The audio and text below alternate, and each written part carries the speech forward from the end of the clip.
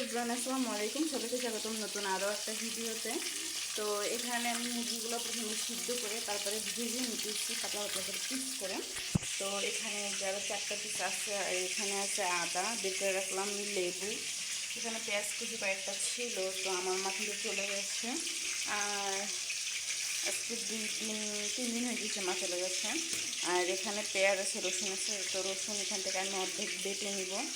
আর এখানে ভাত বসাই দিচ্ছি, আর এখানে সকালের অল্প কয়টা ভাত আসছে। আর এদিকে কাঁচামরিচ, ঘি, এখানে আছে বিরিয়ানি মশলা। আমার কাছে যেহেতু এক্সট্রা মশলা নেই, তো বিরিয়ানি মশলা, দুধ, এখানে আছে ভিনেগার,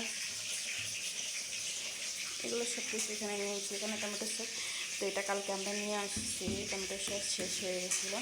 এখানে নারিকেল আছে, নারিকেল আমার মানে ভাবি দিয়েছিল, তো শ্যামাই, নারিকেল, চিনিগুলো সবগুলো দিয়েছিল।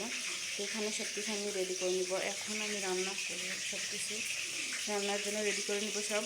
আর ওইদিকে আমি চেপা শুটকির ভর্তা বানাবো, আর কী করবো জানি না। আপনাদের ভাই যেহেতু এগুলো বেশি একটা পছন্দ করে না, সেটা হোক আমি এগুলো সবগুলো রেডি করে নিই। তো আমি এগুলো সব কিছু দিয়ে একটা মিক্স মশলা বানিয়ে নিতেছি এখানে।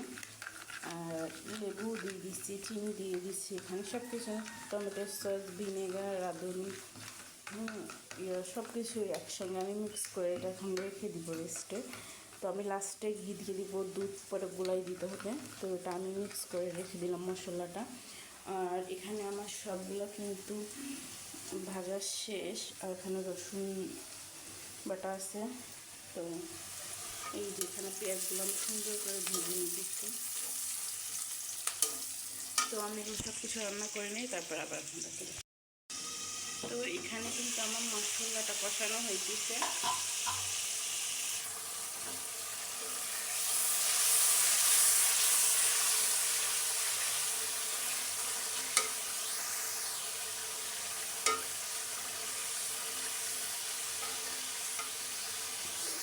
এখানে কিন্তু সুন্দরভাবে আমার মশলাটা কষানো শেষ। এখন আমার মুরগিটা দিয়ে দেওয়ার পালা, ভাজা মুরগিগুলো। তো এখন আমি ভাজা মুরগিগুলো দিয়ে দিব, দিয়ে এগুলো আমি এখন কষাই নিব।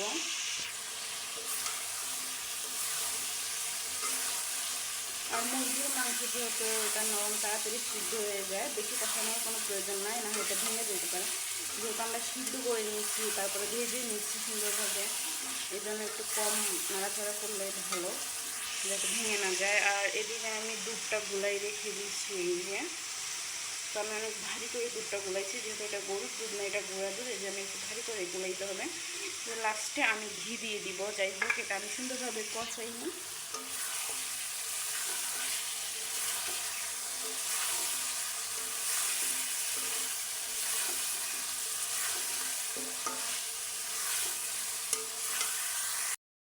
ভাবে কষানো শেষ, দেখতে পাচ্ছেন। আর এখন আমি দুধটা দিয়ে দিব।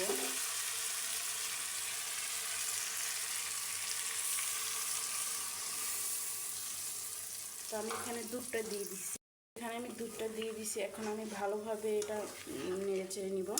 আর এইটুকু দিয়ে এটা সিদ্ধ হয়ে যাবে। এটা শুকাই গেলে, তো হওয়ার একটু আগে আমি শুধু ঘি দিয়ে দিব, আর কিছু দিব না। তো এটা হতে থাক, সে পর্যন্ত আমার সঙ্গেই থাকো।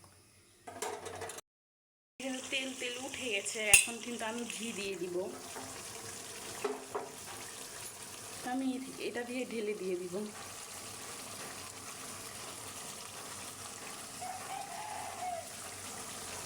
আমি পরিমাণ মতো ঘি দিয়ে দিচ্ছি। তো ঘিটা একটু বেশি হলে আমার কাছে কেন জানি না ভালো লাগে, এটার ঘ্রাণটা খুবই ভালো লাগে। তো আমি আরেকটু পরে কিন্তু এটা তুলে নিব। তো এটা কিন্তু আমার হয়ে গেছে মুরগির রেস্টুরেন্টটা রান্না করে। এখন আমি এখান থেকে তুলে নিব সবগুলো। তো দেখেই তো আমার লোভ লাগতেছে, এত ভালো লাগতেছে। আর ঘির পরিমাণটা বেশি দেওয়ার ফলে ঘি সুন্দর একটা ঘ্রাণ আসতেছে, ঘিটাও উপরে উপরে উঠে গেছে। তো যাই হোক এখানে কিন্তু আমার মুরগির রোস্ট রান্না করা রেডি।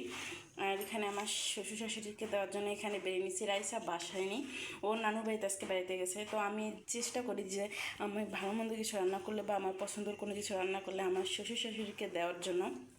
তো মুরগির রোস্ট আমার খুবই ভালো লাগে।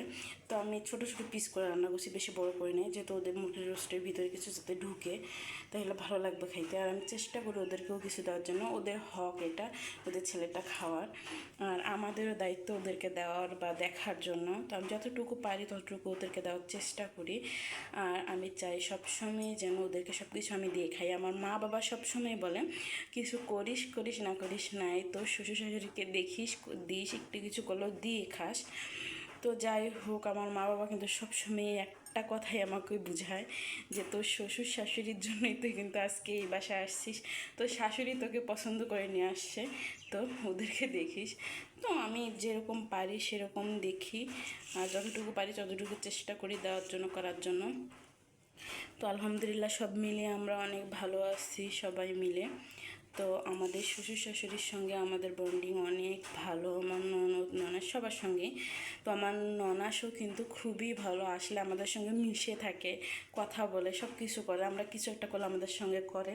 তো আলহামদুলিল্লাহ ভালো একটা ননাস পাইছি, সব কিছুই ভালো পাইছি। আমাদের দু জালের ভিতরেও খুবই ভালো একটা বন্ডিং, কোনো ঝগড়া নেই, কোনো কিছু নেই, মিলেমিশে থাকি। আল্লাহর কাছে দোয়া করি সবসময় যেন এরকমই থাকি, কোনো ঝগড়াঝাটি যেন না হয়, সবাই মিলেমিশে থাকতে পারি। আর আপনারাও সবাই দোয়া করবেন আমার শ্বশুর শাশুড়ির জন্য, সবার জন্য। যেহেতু আমার শ্বশুর শাশুড়ি একটু অসুস্থ, সবার কাছে একটাই রিকোয়েস্ট, আমার শ্বশুর শাশুড়ির জন্য সবাই দোয়া করবেন যেন ওরা ভালো থাকে, সুস্থ থাকে, ওদের জন্য আল্লাহ অনেক দিন হায়াত দান করেন। তো যাই হোক, আজকের ভিডিওটা এই পর্যন্তই। সবাই ভালো থাকবেন, সুস্থ থাকবেন। আল্লাহ হাফেজ।